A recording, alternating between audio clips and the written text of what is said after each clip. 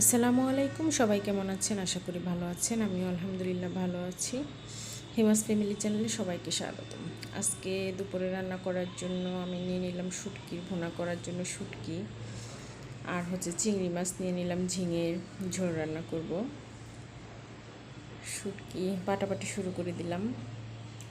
বাটাবাটি কাটাকাটি আমার শেষ। শুটকিটা আমি বেটে নিলাম, শুকনো মরিচও বেটে নিলাম, ঝিঙে নিয়ে নিলাম, মাছটা আমি ধুয়ে নিলাম, পেঁয়াজটাও নিয়ে নিলাম কেটে, আর রসুনটা আমি থেতলিয়ে নিলাম। শুটকি ভুনা করার জন্য আমি পেঁয়াজটা দিয়ে দিলাম ভাজার জন্য ভালো করে, রসুনটাও দিয়ে দেব।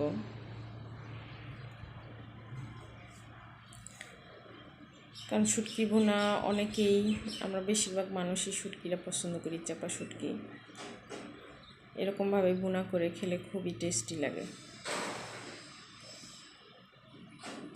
ভাজি করা আমার শেষ, পেঁয়াজটা ভাজা হয়ে গেছে। এখন আমি দিয়ে দিলাম সেই শুটকি বাটা আর শুকনো মরিচ বাটা, সব ধরনের মশলা আমি অ্যাড করে দিলাম, লবণটাও পরিমাণ মতো দিয়ে দিলাম। এখন ভালো করে ভেজে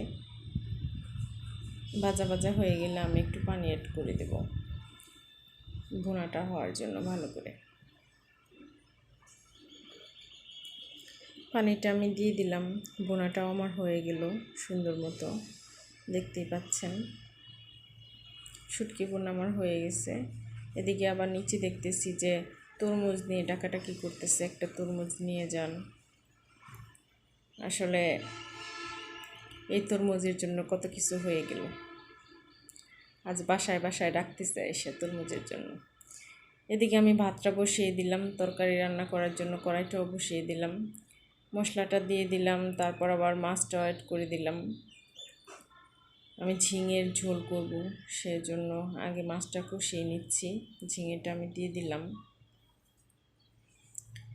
একটু ভালো করে নাড়াচাড়া করে নেই।